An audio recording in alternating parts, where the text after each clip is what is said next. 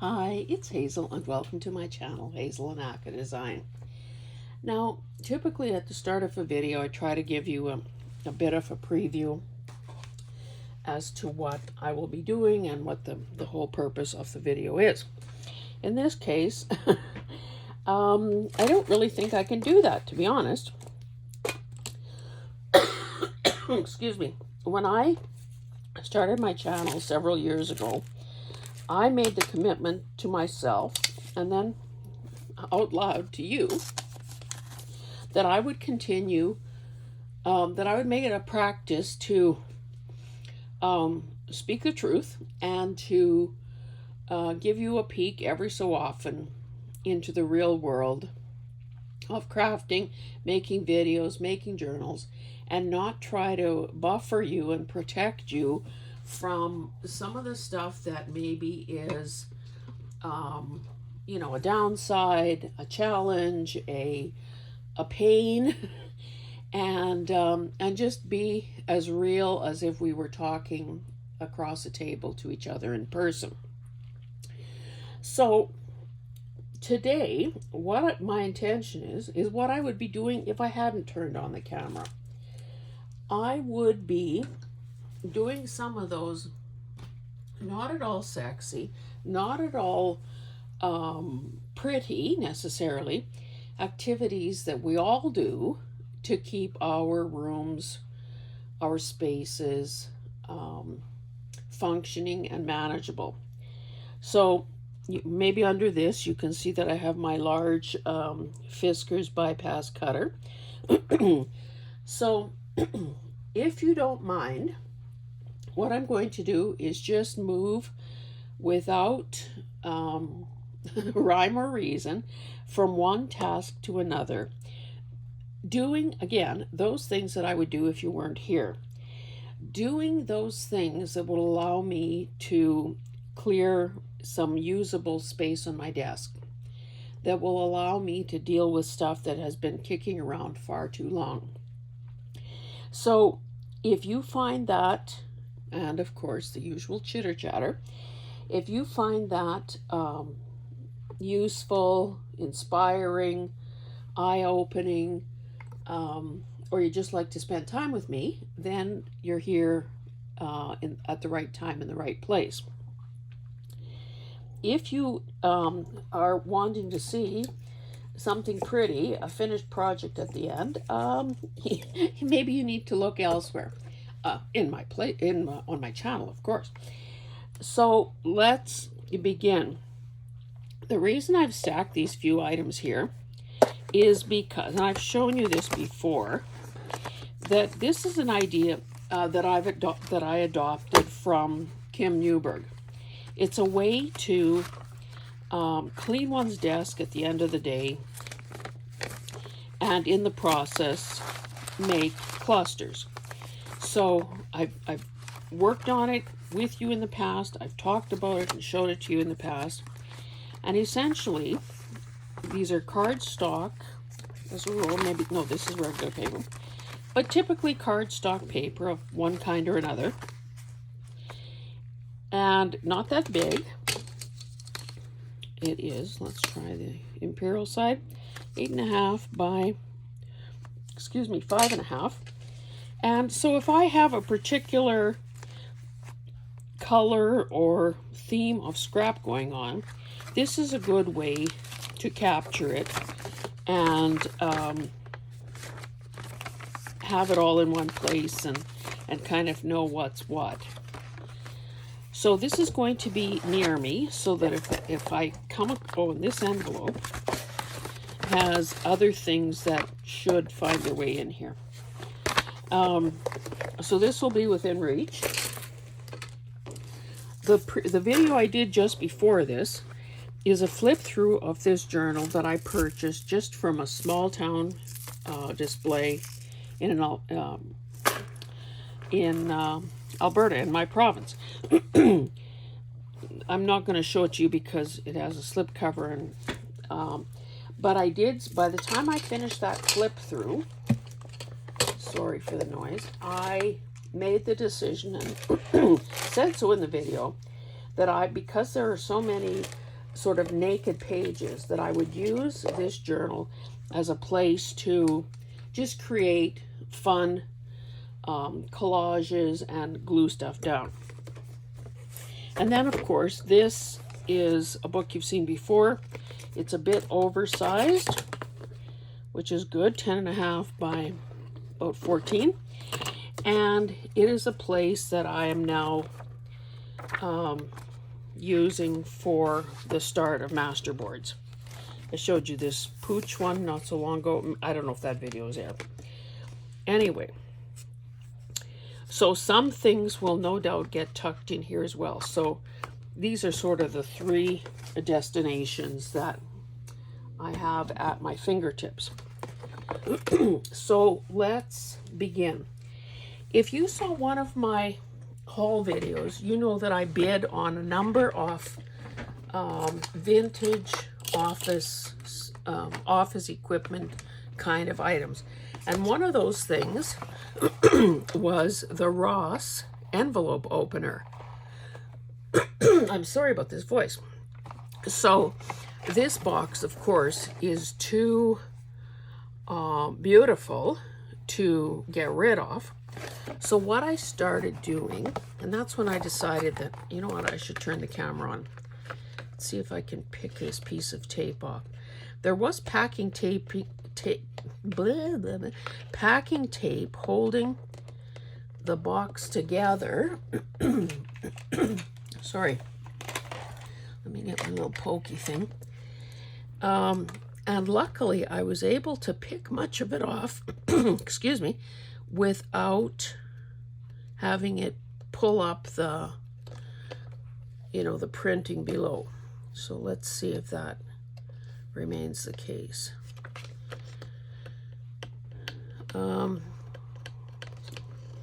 Again, we're not going to get much done at this rate, so maybe I'll leave that for the time being. So typically when we open a box of packaging, and I'll just reach for this as an example, after thrifting this who knows when and who knows where, I finally, oh, I should also tell you, I've also been spending a lot of full days organizing, sorting, culling, rediscovering stuff here in the studio. So I and others have shown you a million times that if you open packaging, especially if it's, you know, cute or big or whatever, for whatever reason you pick, whether it's a cereal box or something tiny like this, we know that there's a method for opening these things up and having miraculously turning them into a potential journal cover. So in something like this, it's obvious. This is where the seam is. This would be the front cover. This would be the spine. This would be the back cover. And that's fine because it's not a great design and it would be covered. However, in something like this, where each of these panels, each of these sides is 3.5 inches, I don't think I could reasonably turn this into a book with a 3.5 inch spine. In fact, this is even wider for it.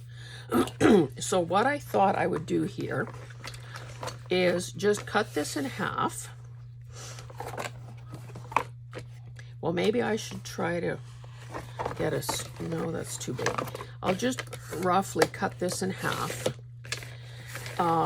knowing that potentially I am going to get 2 journal covers, or maybe more likely, what do you call them? Folio covers.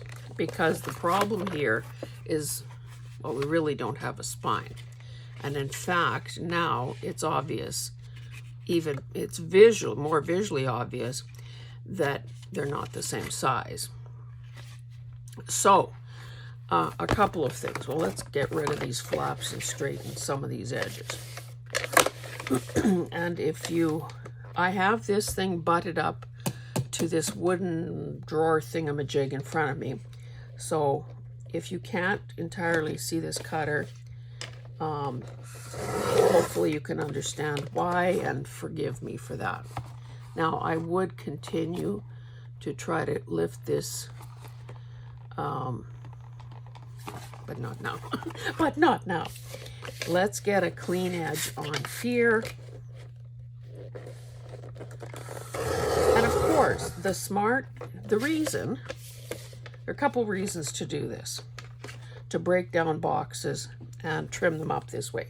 Number one, flattened, they take a heck of a lot less room to store than if I were to keep this 4 by 3 by 8 or whatever it is box, and you know, intact. So so there's that. And the other good reason is that when we do things ahead of time, if we do some of the, again, the not so sexy, the not so fun things like this ahead of time, we take ourselves and our projects that much closer to the reality where it can become something more fun. Now this is pretty mangled and crushed, but that's okay.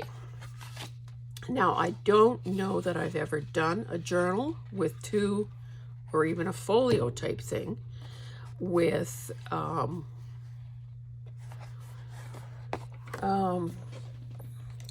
you know, different sized front and back. Let's just maybe do a little glue here just to keep this from tearing any further. Now, I did tell you my issues with this tip on this. How the tip of this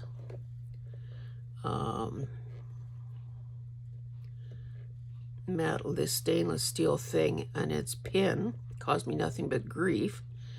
And then I realized that the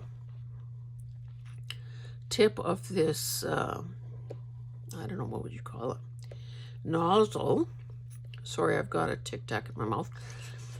This nozzle had, I don't want to call it metal fatigue, but had basically been eaten away, and so I broke it off, and now this end is this the way this video is going to go?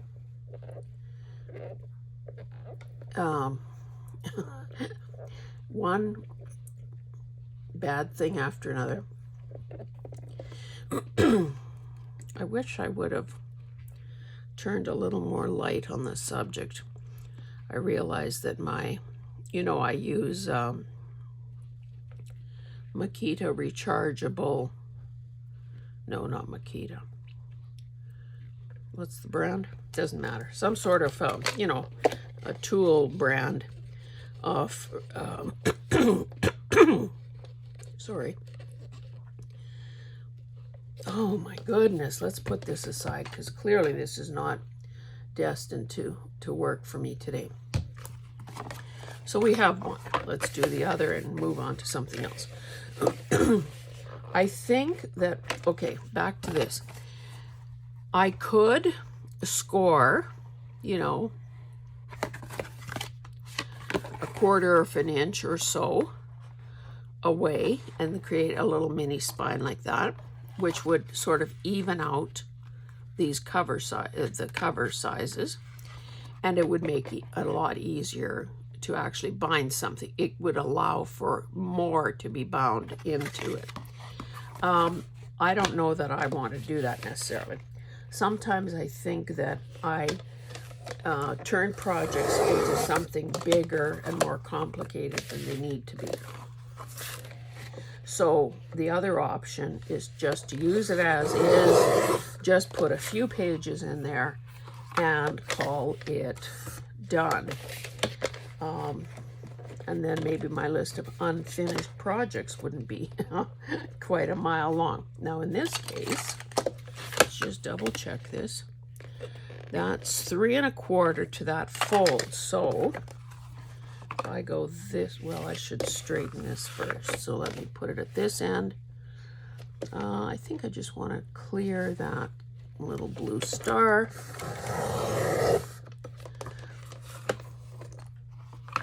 Okay, so now, let's do it this way. I'm going to, because this is plain, where's a pencil when you need one? Because this is plain, I don't feel so bad about cutting any of this off. So I'll just make a mark at 3 1/4, cut this off, and then we don't have that same challenge on this half of the box. Okay, so you can see that it's, boy, that wants to that wants to do that, and there's nothing in it. So I don't know. It will be very few things added to it. So we'll add that to its partner. And then, of course, there is this lovely piece that was one end of the box. Now, the other must have been lost, you know, at some point in time. So I'm just sort of squaring this up a bit. Yeah, I think I'll give it a clean edge. Boy, that doesn't look very square. So sometimes I just hold things up to the grid on my cutter.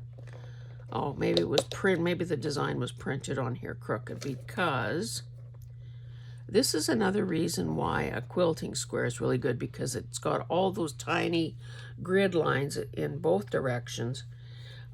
Believe it or not, this is straight, even though it might not look that way. Okay, so we'll put this aside, and you know I love paper clips. So at some point, I would paper clip that together and know that, okay, if I wanted to, I could work on it immediately.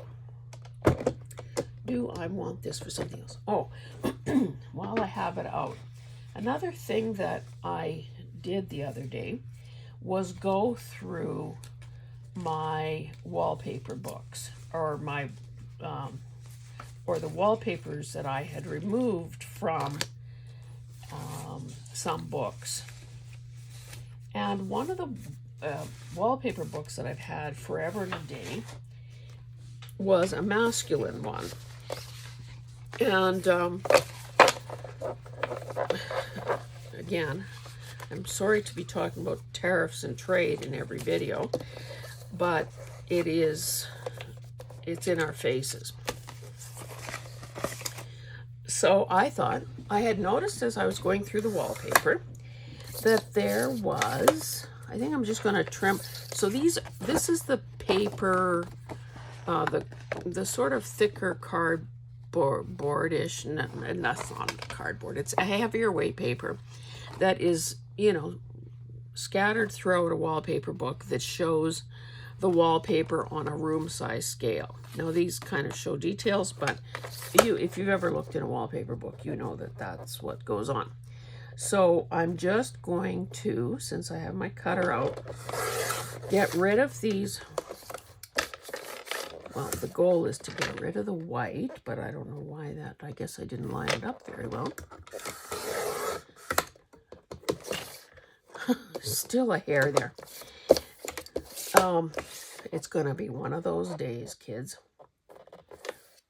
So, presumably that's straight, but yet it's not straight. So, let's do the best we can. Anyway, these make good bases for journaling cards because the paper is a little heavier. The back, you know, it's usually good photography.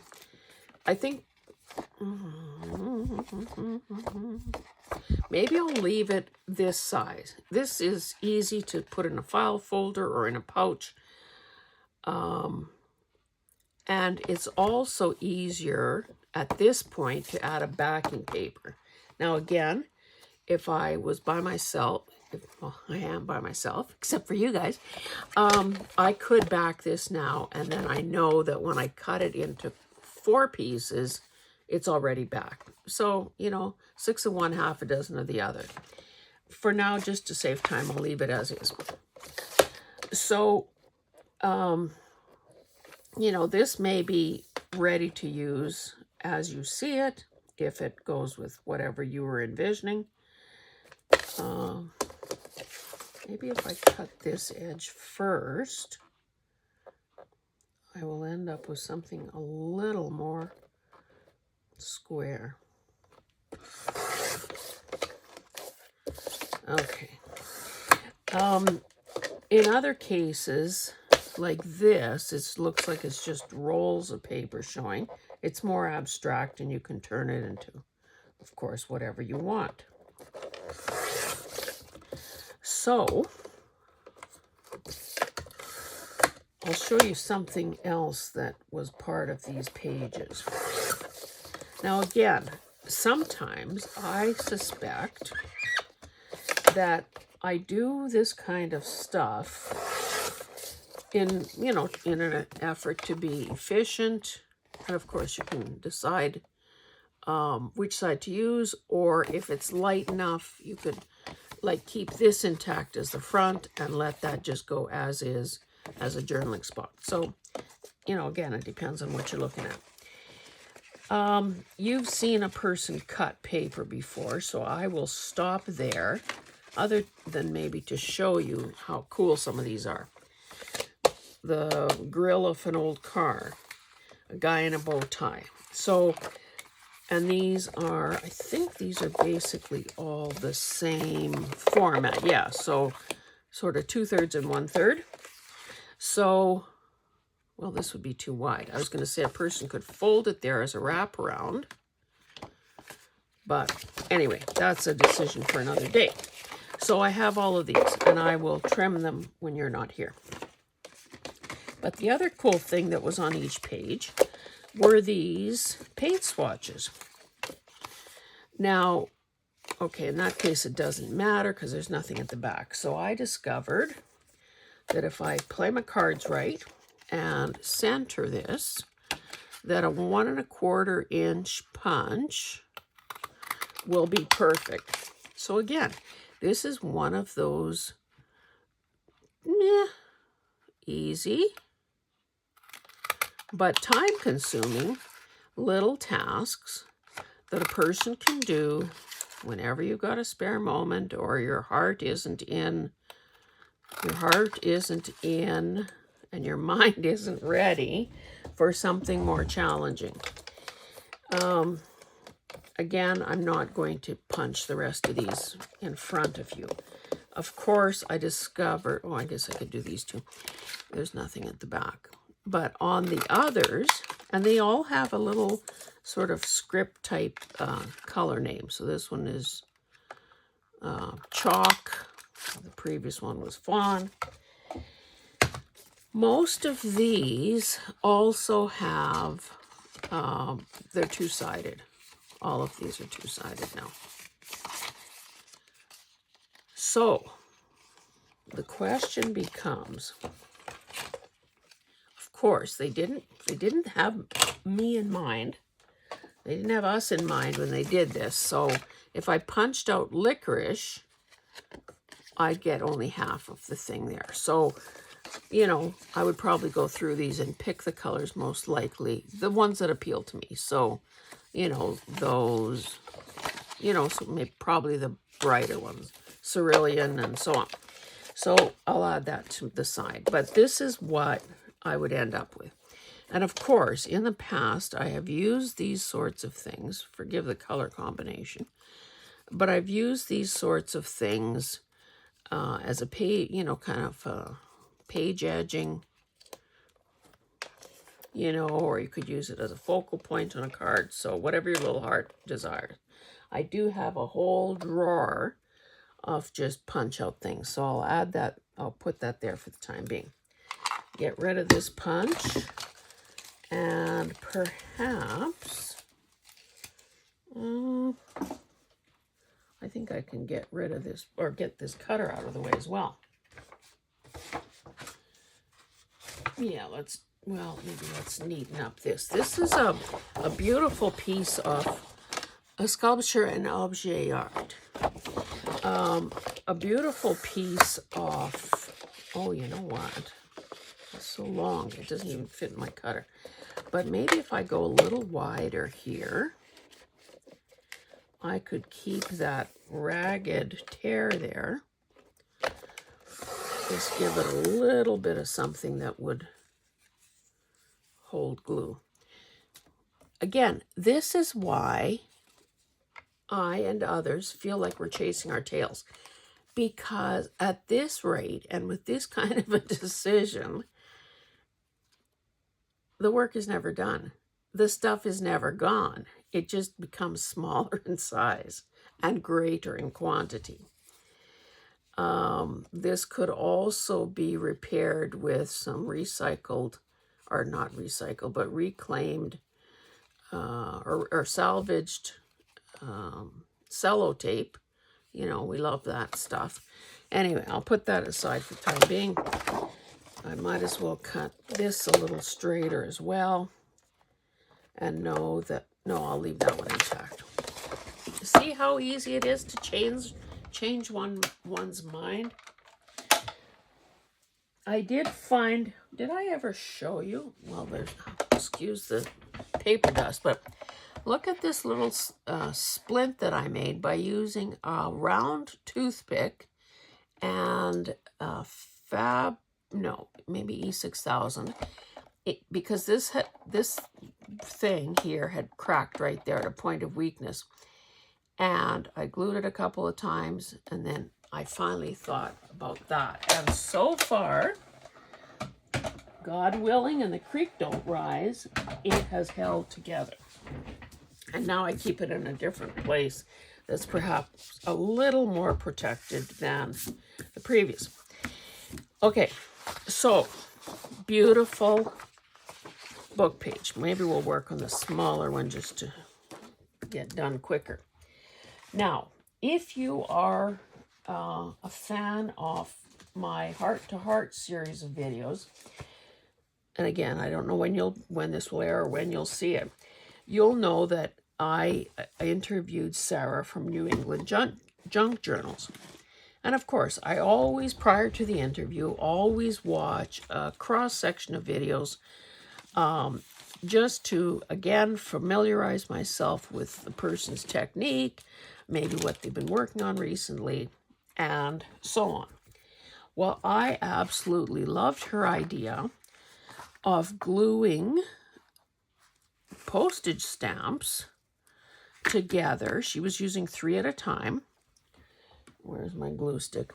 She was using 3 at a time to on these end papers, and a person could also, of course, use paper with, it could be a text page. In fact, I have something like that near me. So this isn't an outright stealing of ideas, but a modification of an idea. Now, I did gush on a bit, kind of embarrassed myself, gushing on about how much I thought that was a brilliant idea. So, clearly, I have millions, and I think that's accurate, millions of stamps for Canadians, because I've now changed my Etsy shop listings to Canada and worldwide, with the exception of the US, because of the tariff situation. Anyway, I have stamp packets on the site, on Etsy, that have been separated into colorways. So, and of course I have a lot of in this box, I just happen to have a lot that are, have an attached bit of an envelope or something, or they are something like this. So actually, why can't this be, it's already, the work is already done for me. These are Indian stamps. We're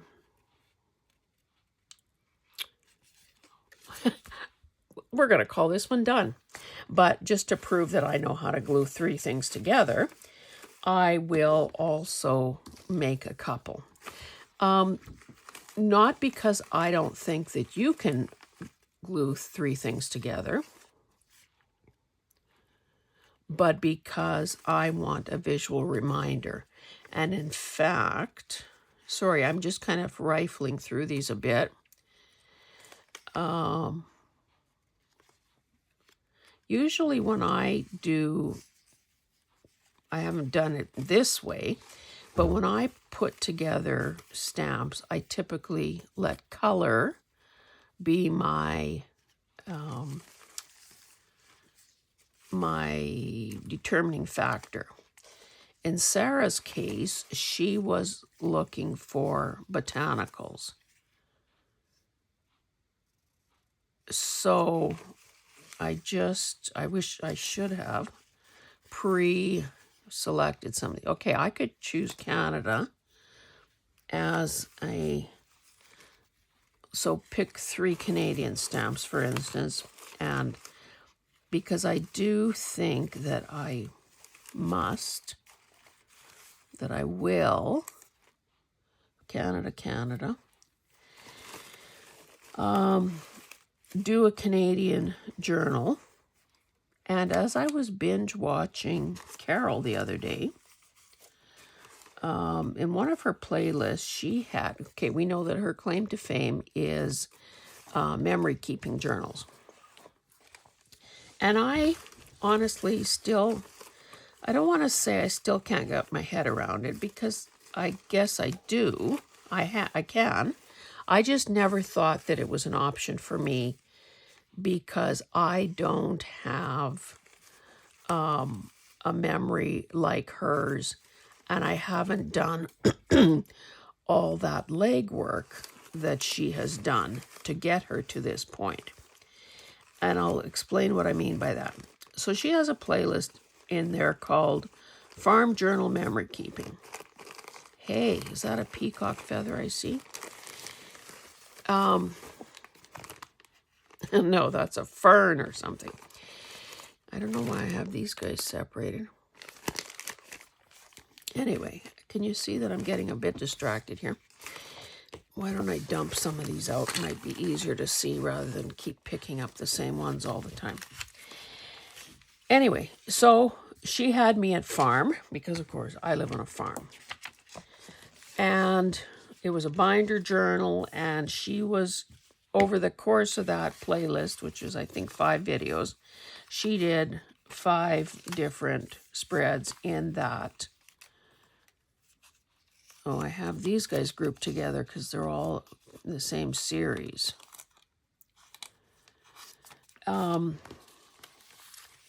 So she focused on farm animals, and of course they're calling themselves farmers, which is great, fine. But it's very small, so small that they name their animals. And maybe I'll do a little, in honor of Hope, maybe I'll do a little turquoise cluster. So she did one on, now I'm probably not going to remember the animals' names, but that's probably getting away from them. And okay, so the basis of what she was doing were these photographs. Oh, okay, so if we wanted to know why she's into chickens, she explains it there. So the basis of her spread, and I guess the crux of the whole point of memory books is that you have photos. I'm thinking, well, I was never a great person for taking photos, I mean, I can take good photos, I just don't. Probably as a backlash, maybe start a little purple thing going on here. Maybe as a backlash to my daughter, who I lovingly call the paparazzi, because, you know, when she's at any event, family event, when she sets up a tripod and starts warning us to get ready, you know that that's going to be a session and a half. Okay, it looks like maybe I got purple ones first of all, so we'll just, now do I want to get, I probably want to get rid, well, let's not fart around that much. Don't, let's use the one without a backing. Whoops. Having it right side up is always a good idea. And then do we have, well, I would have liked to use Royalty, but they also have, oh, here's this guy. Let's just do that to move on. Anyway, so not very many pictures, and certainly not labeled, not dated, not organized in any conceivable or easy way to, you know, discover them, use them. But maybe there are other things, and maybe this is where my mind leaps to Caroline on the hillside, who, I don't know which video it is, of course, at one point had done some journaling, a journal spread around her, I think it was her driver's license, or maybe it was an expired passport. And I thought, well, isn't that a clever idea? I think I mentioned that in her interview, that I thought that was so smart. Because we all keep those kinds of things, and here's a way to capture it. And of course, this is a project that, you know, would never be sold or given away or whatever. It's for one's own use. Can I get this off here? Don't necessarily want that little strip around. So I know this is this train of thought has probably been difficult for you to follow. So let me summarize. So I could theoretically do memory journaling even without, you know, decades worth of photos, if I had something else. So it could be ticket stubs, it could be, now what, sorry, I'm apologizing to myself for interrupting myself. What Sarah did was she cut around these things, just leaving a very teeny weeny border. I think what I'll do is maybe tear around, showing that wee bit of text. I get rid of the words stern and sober. Words stern and sober. This maybe is talking about prohibition. And I will have my second cluster. So, a ticket stub, a photograph, a program, a certificate, a driver's license, a passport, any of those things could be the jumping off point for a spread in a memory keeping journal.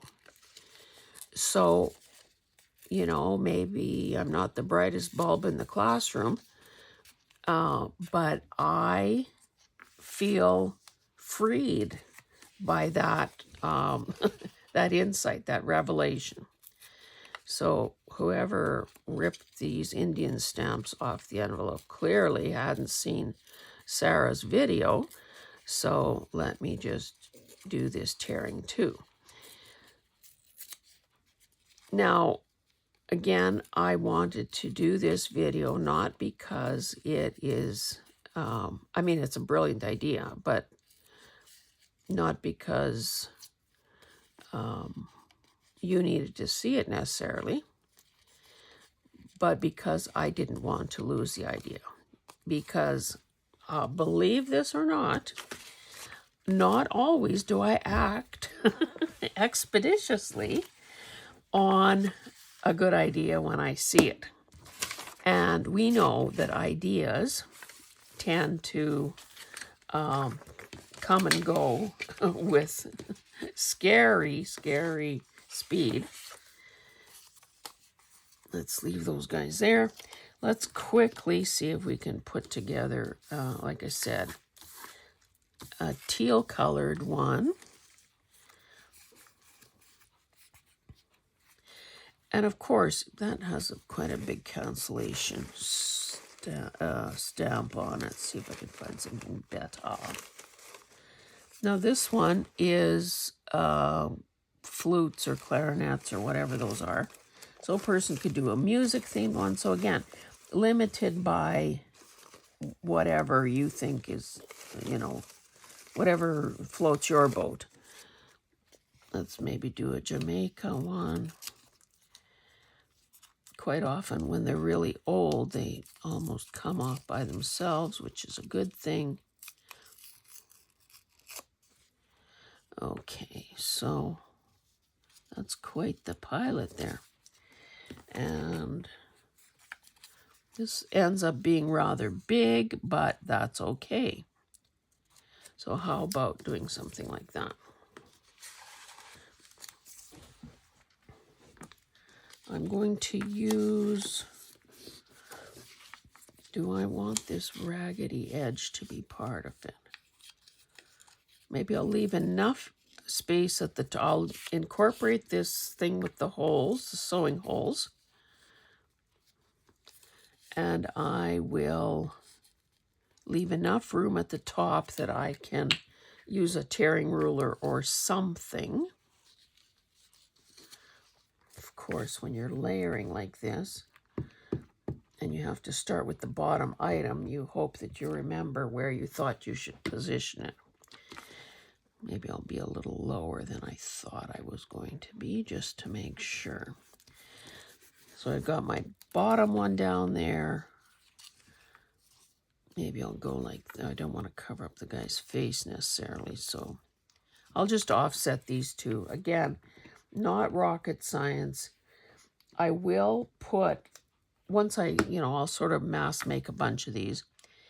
And once I do that, I will pick one that I maybe don't love as much as some of the others and put them in my prototype binder. And that way, if, in 2 days or 3 years I forget about the idea, it will still be there available to me.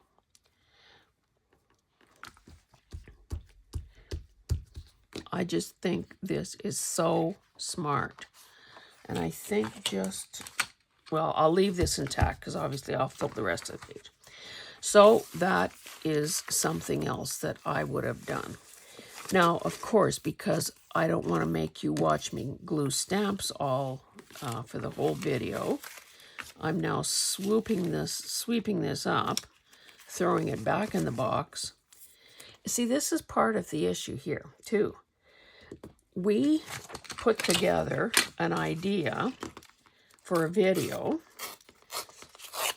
We seldom finish what we start because of time constraints, unless a person has made a prototype, can show a finished project, or have pre-selected all the materials and then finish it within the confines of that video. We start something, never quite finish it, and then have to put it away and perhaps never come back to it. Anyway, so we'll call that another idea started but not finished. Okay, so the other thing that I did as I was... Okay, I'll tell you what I went through as I was organizing. Oh, maybe I'll tell you two things. I'll tell you about this first. or as I'm showing you, I'll talk about what I did. I have an antique, no, probably vintage china cabinet here that I got at auction for very little money a few years ago.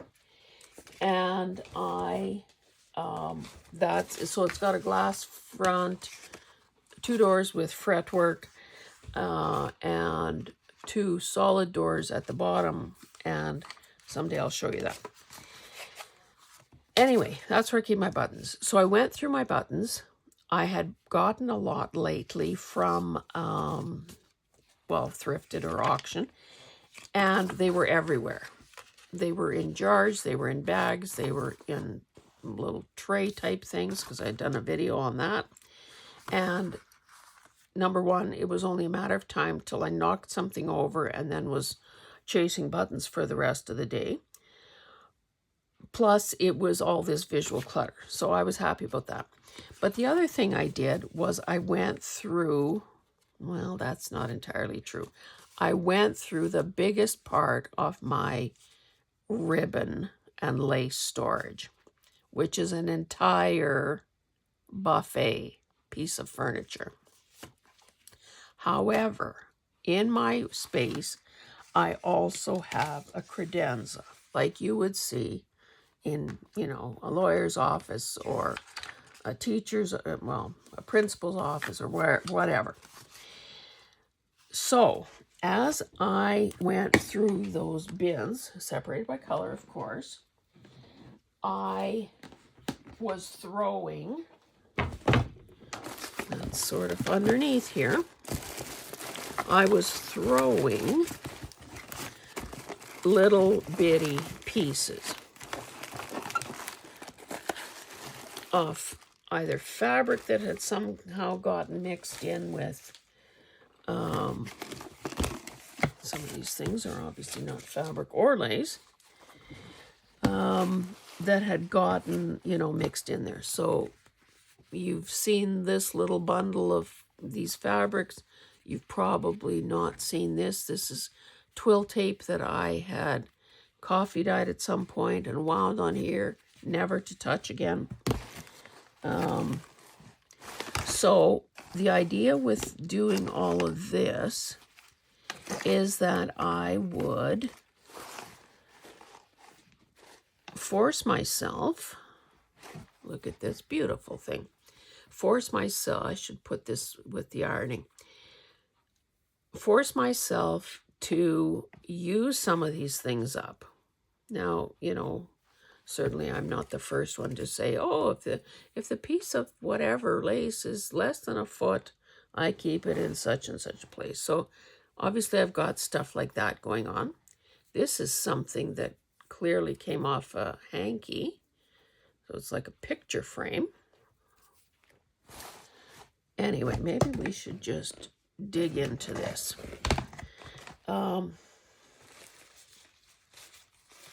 Now remember, I said that I was going to try to put some of these items into that little cluster book or into that masterboard book.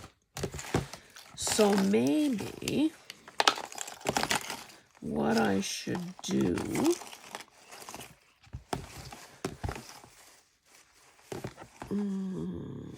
why is this here? This is misfiled. I take things off their spools, unless it's, 25 yards of whatever. Take them off their spools so that I can rewrap them on these oversized craft sticks. Because, okay, I see some things developing here. Because that would get rid of all those rolls. And of course, this takes up so much less space than a million ribbon rolls. Okay, I see 2 things here that I think we can work on. No, I've lost it.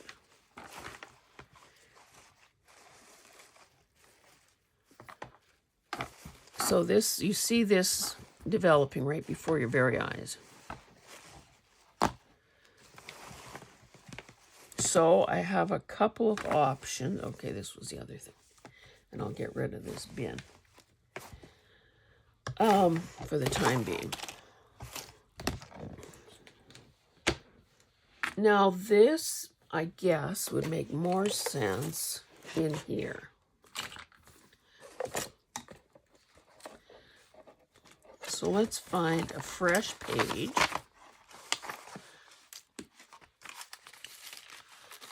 That might be nice either on cardstock or this sort of buff, well, not buff, but creamy colored cardstock. Probably don't have any. And then these are the dividers, which could also be used. Okay, so let's, I think, yeah. Maybe I'll just take this out of here, take a couple pages out of here, just to give myself a little more ease of movement and more space. Oh, this is fabric, which really shouldn't be in there, but part of the grosgrain.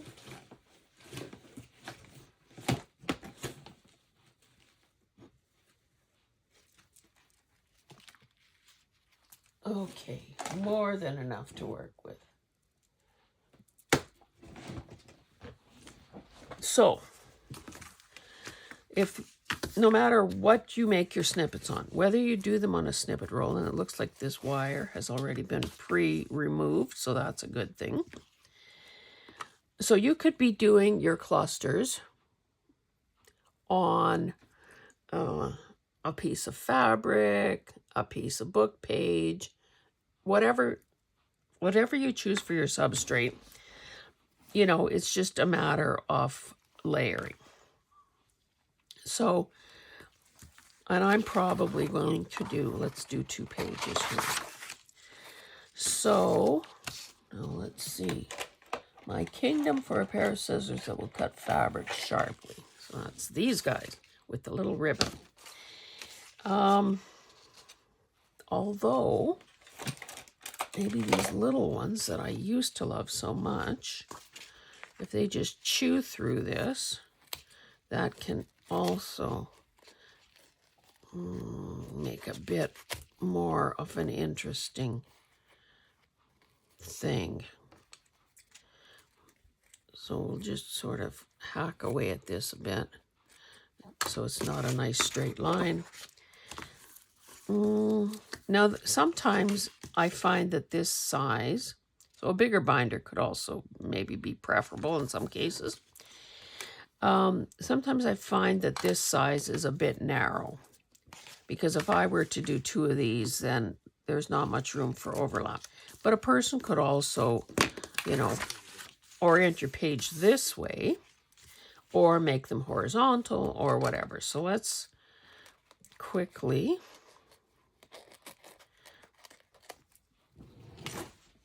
oh geez, I thought that was falling. Well, it was falling. It was, the binder was falling into that bin. Okay, so we've got 3 of these. Now, of course, again, if you weren't here, I'm not going to put this back. I would create 5 of these things as opposed to, you know, saving that piece and oh, the other thing, let's never forget that we can go this way. Will it tear? Ooh. No, it won't. I guess because the nature of the weaving and the printing process. Okay, so we have enough to do 5 of these things. So let's build these things and then worry about, let's sort of do this in a mass making kind of way. I'm just going to roughly tear through that.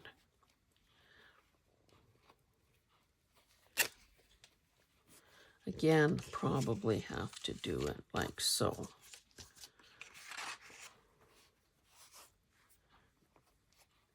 And you know, you can either leave all those little wispy threads or get rid of them.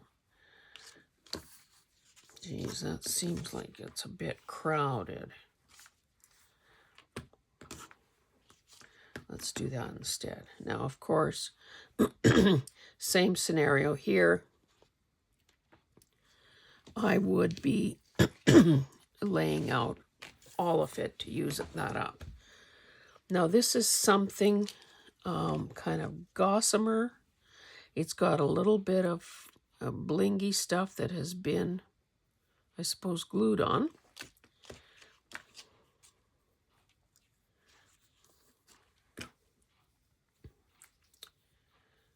Oh, this is kind of a nice longish piece, which reinforces the, now I might, so far I'm just sort of getting pieces together. My impulse would be to have this nearer the top so that these little things would be visible, but we're not quite having to make that decision just yet.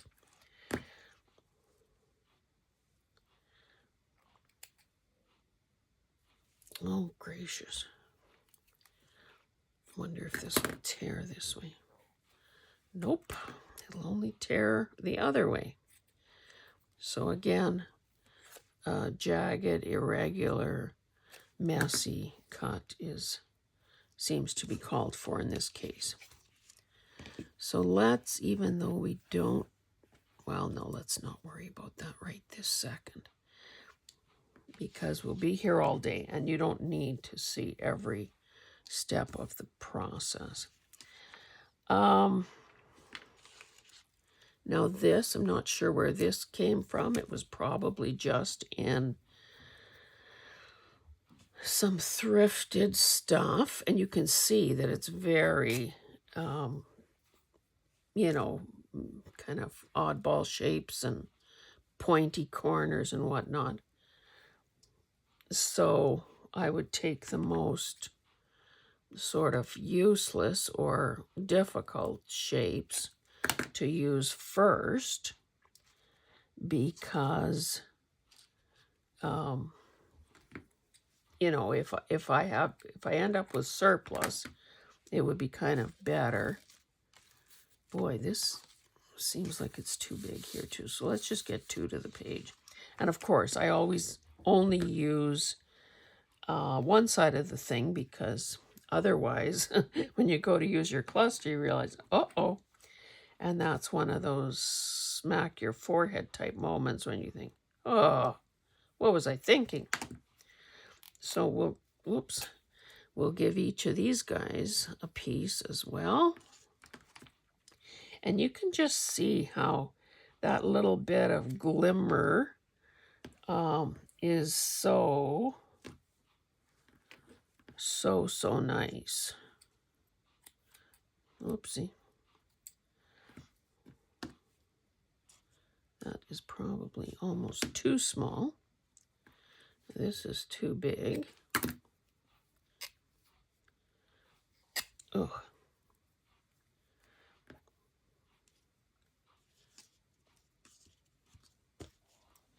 And, you know, sometimes, you know, as you saw me flipping through that little binder, sometimes you will find that, or you will have noticed, or I probably drew your attention to the fact that those things are in various stages of completion. So some are ready to go, some are waiting for additional things to be added to them.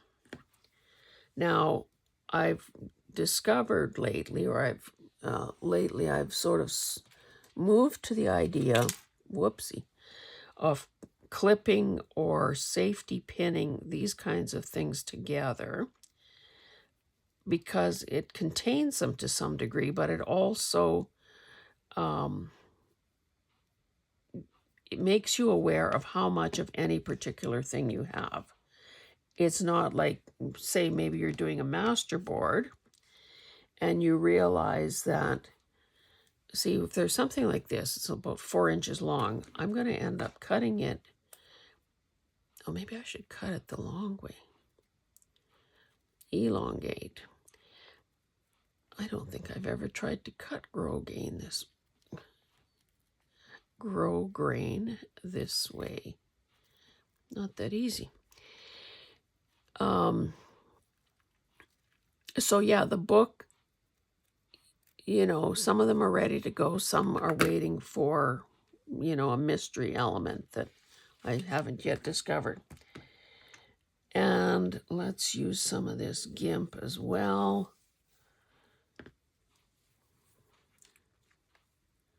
And again, I should be, where is my, let me start getting that Fabri-Tac. No, Fabri-Tac dries shiny. And I've got some elements here that are very see-through. So maybe I'll just be using a glue stick. You know, this stuff unravels quite easily. So a person kind of needs to, well, be aware of that, but also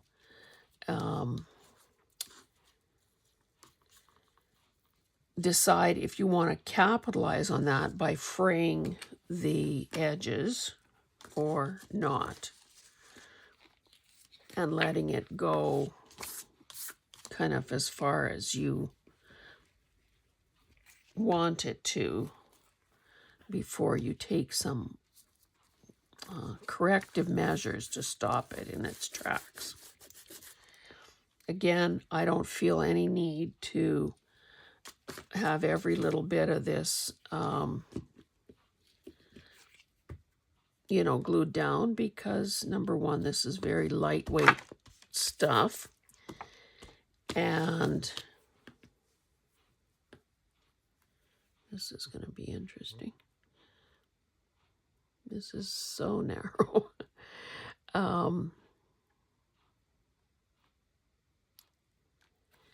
And this will in all likelihood be torn out of the book as opposed to cut. And the other thing that's always an option is, of course, sewing. Probably the preference would be to sew before adding a final focal point, just because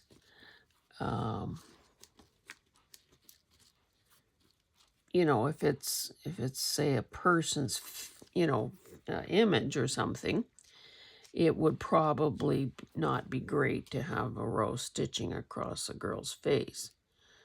Although, who knows? Personal choice. So, you know, this could be, in some circles, considered complete, or maybe it just needs a button. Oh, and I have to tell you, Terry, Mick Mouse Mom, said in one of her, it must have been in my button sorting video, she was saying, like so many of you, that she loves buttons, and I guess has quite a few. So what she has told herself, or the goal she set for herself, is to use a button on virtually every piece of ephemera. And I thought, well, isn't that smart? It's like kind of like a quota system. So, you know, she didn't go into details about how, or, you know, how she does it, but I'm thinking that she probably has a collection or a smaller selection of buttons, maybe in a variety of colors, or maybe she has them sorted by color, like she loves pink, so maybe they're pink ones. And so making ephemera in a session like this, and of course just picks a button, picks a button, picks a button. And honestly, that makes so much sense to me, because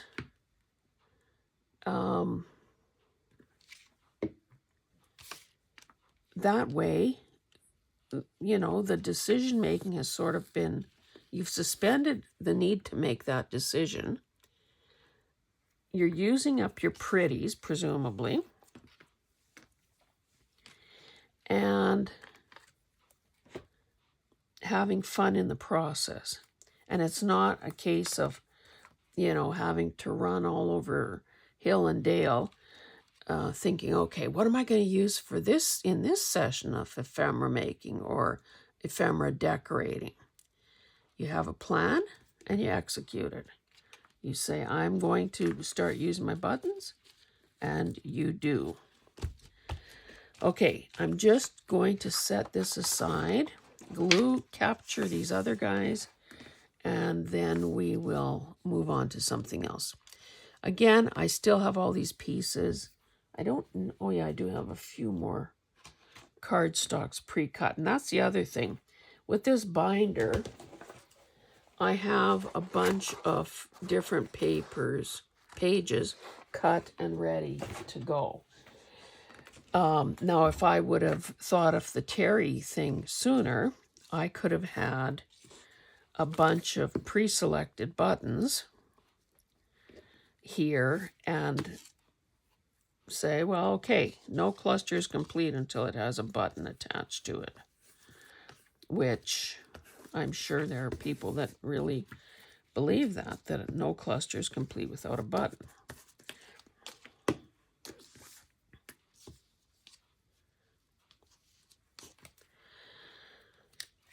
So I guess, you know, hopefully now that I've put that idea out there, I will remember to do that in the future. And of course, in this example, we're talking about buttons, but it could be anything that a person feels like they have a surplus of. So it could be postage stamps. It could be, you know, maybe you at one point you mass made, or I mass made, a number of little teeny weeny bows in honor of, what's her name? Shabby Dabby Doo-Dah woman. Can't think of her name right this second. Of course, I did that pre-arranging of elements and then swooped them up. And now I have to reconstruct. But again, not rocket science, so.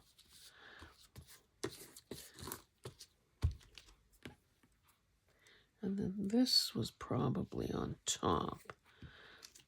So again, just by using glue stick, you know, it's going to hold these lightweight. This almost feels like it could have been smaller. Can I do this while it's, nope.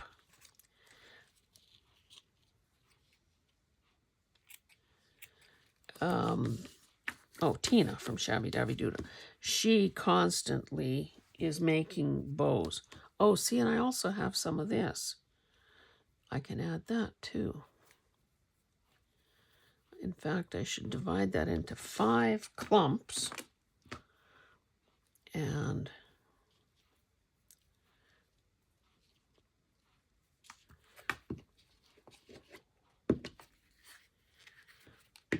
get rid of it. Do you remember when people were actually showing their container, whether it was a jar or a vase or a bowl or a dish or something? Whoops, there's some blue thread. That was housing all their salvaged thread, like fibers like this. So maybe that could be another thing. Oh, I never used my thread fibers. Which little piece of this was I going to use? Oh, this probably goes over there. And this, let's give a bigger, and this goes over here. Again, you can see that there's quite the difference in size. Now, when tearing this apart to use it, a person, let's glue this down since it has glue globbed all over it already.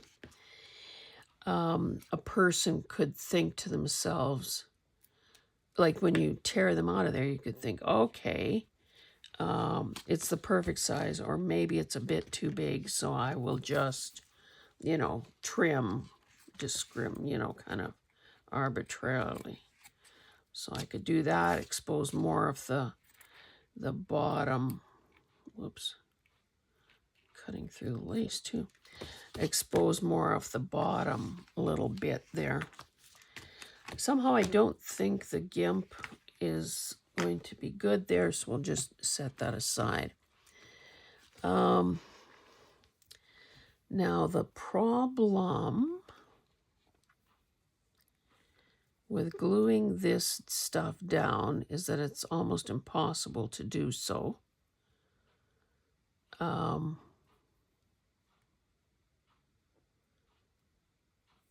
Without securing it in some way. So what I mean by that is if I got a chunk of this and glued it down, it feels like there should be a focal point on top of it that would help hold it in place. And that, of course, could be a button, you know, maybe a sticker, maybe a flat back pearl. Ugh.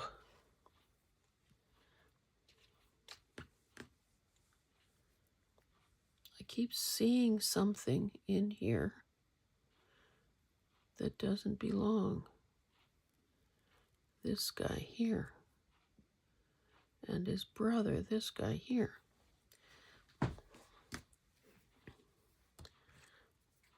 So let's give that guy a little chunk. There's still something there that doesn't belong. And then give these guys their bit too. And then I know that I've used it up. So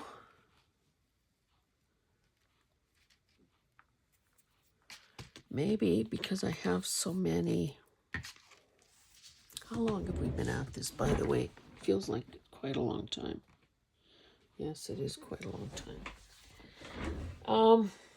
I'm just going to set this aside because, you know, you can envision this, and at some point,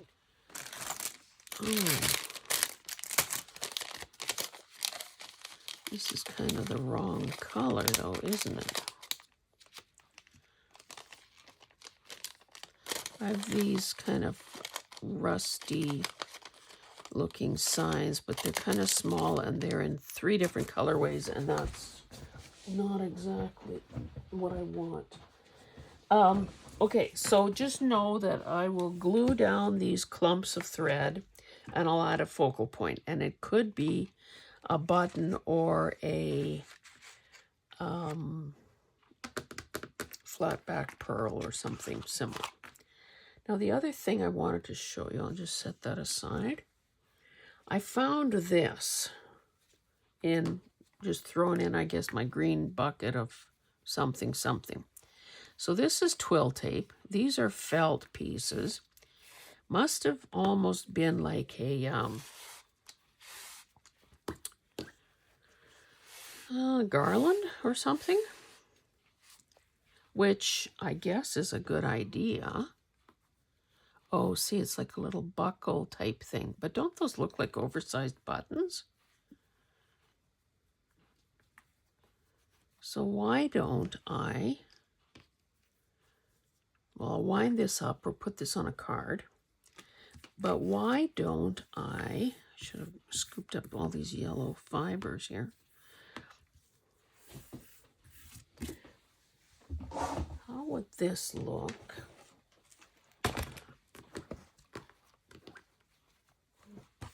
On one of these pages. Don't those, they're kind of cool, aren't they?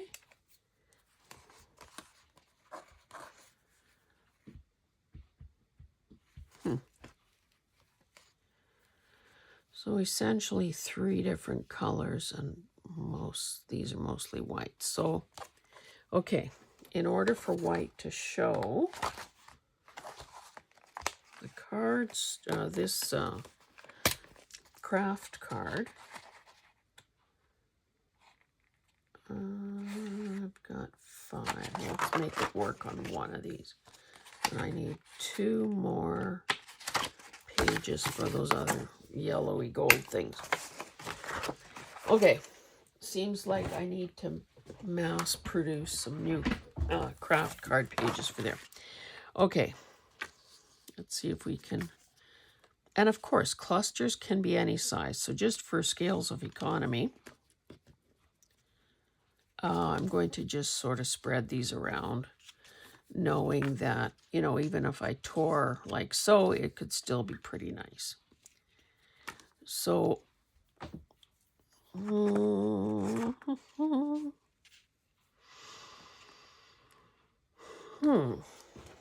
so obviously, because I just thought of that, I haven't pre-selected anything. Let's see if there's an obvious choice. So our background color is brown. Our, geez, something is shifting here. Our circle is white. That wouldn't be so good because that makes the, oh, and I even have these paper tags in here. Don't have much red, but red might be cool. Do I have anything more in red?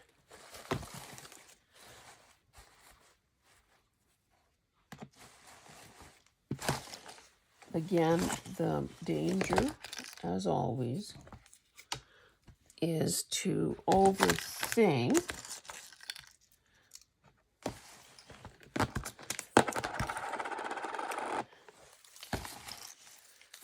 What is this?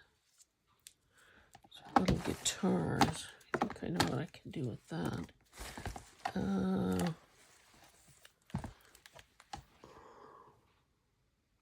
I might have to switch to a white page. Yeah, maybe black, white, red could be the better decision there. That's too washed out looking. Oh, and you know, but it's probably not in here, I have little fabric, or I guess more like ribbon. That's kind of on the pinkish side. Butterflies. Butterfly, what would you call them? You know, the dollar store sells them. Okay, good enough. Whoop. Something just hit the floor. Okay, let's change the plan. Oh, this is just white. Now, how would this look on gray? I'll pull out a page of each. Now, this is just wider paper.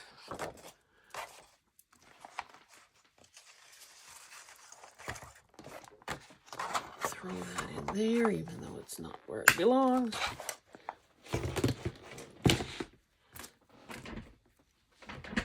Okay. Let's see what's what here. So let's maybe use the gingham.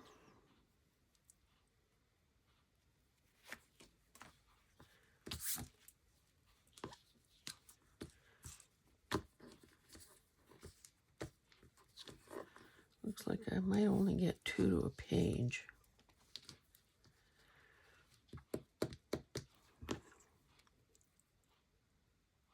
That's like a little chain type thing. So we can pretend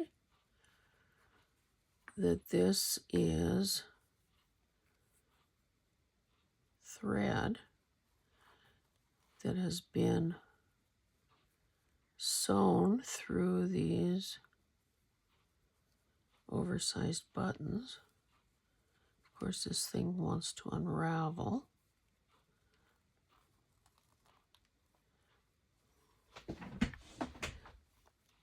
what would be more stable to work with would, of course, be embroidery floss or an 1/8 inch ribbon or something like that. Because this buttonhole, not buttonhole, but these holes in this button are so big, I'm having to do this multiple times. Plus, I don't want any of this left. So maybe let's call this done. Well, maybe one more time. Can I afford that? Once more. Once more.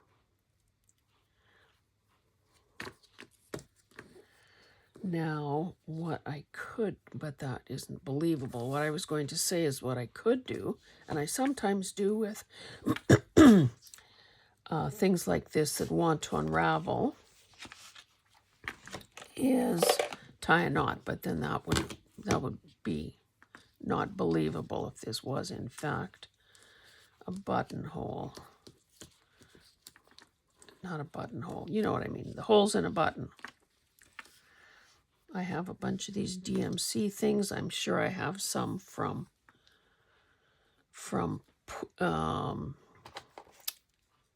spools of thread.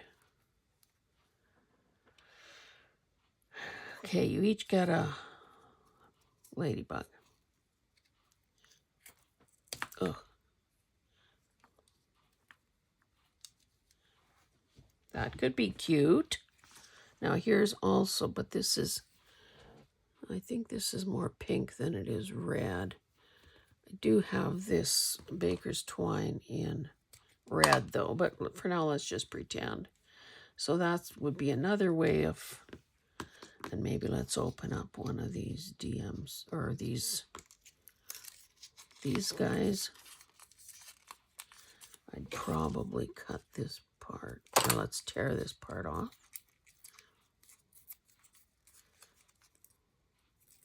And maybe a bit, a little ragged on this side.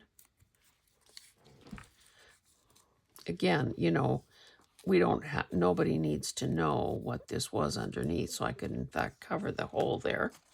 Oh, I could use some of this. And do you see how limiting yourself to what is in your grab bag or your junk box or whatever. So this could be bunched up here because, you know, tulle is so see-through in a sense that you can put it on something and not even know it's there unless you sort of layer and bunch. And that could be held down by a button. Another thing that's been kicking around here for quite a while is this thing that I salvaged off something that I took apart. I mean, it's obviously was a binding type thing, probably on a notebook or a pad of something or other.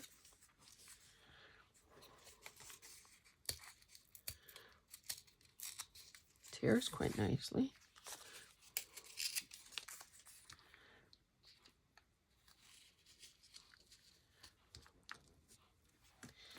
And, you know, there are a couple of quick ideas for that. So I'm going to stop here because this obviously went on a long time. But I hope that, you know, it's sort of given a glimpse into what is going on outside. Oh, there's something else. Outside the view of the camera. That's getting to be not so red anymore. But there is gray, or kind of a stone color. That is navy, so that's no good. Anyway, I don't like that. So, okay, just as a wind up here, this is the sort of thing that goes on all the time in a studio where people are attempting to use up the stuff around them. It doesn't always warrant video. It doesn't always warrant inviting you in to see. Oh, another thing I have near me are these bingo markers.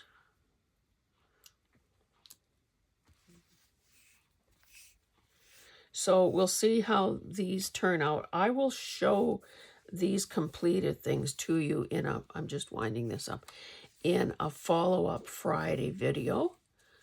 But I hope, oh, and this is something else that I discovered in my cleanup. Oh, that's black. These game pieces, or I don't know, fake poker chips, mini poker chips. I don't know what they are. So you can see that once you lay the groundwork, all of a sudden your memory and your imagination fill in the blanks and come to your aid. Another thing I could do here is, you know, tear one of these in half and layer up the fabrics as well. Again, if I'm only doing 2 to a page, I have room to spread out a bit. So I'm going to stop there. I hope this has sort of given you an impetus. Oh, here's another white one. Given you an impetus to look at your stuff in a new way. And perhaps, if you haven't already done so, to start a binder like this or a masterboard book like the one I showed you, and use that as a way to corral some of these things that are probably getting under your skin and annoying the heck out of you, because, you know, the fairies don't come at night and work on them while we sleep. So we're left dealing with our own mess, so to speak. Anyway, guys, thank you so much for being here. If you're a new subscriber, thank you. If you are a returning subscriber, thank you. And yeah, we'll see you in the next one. Bye.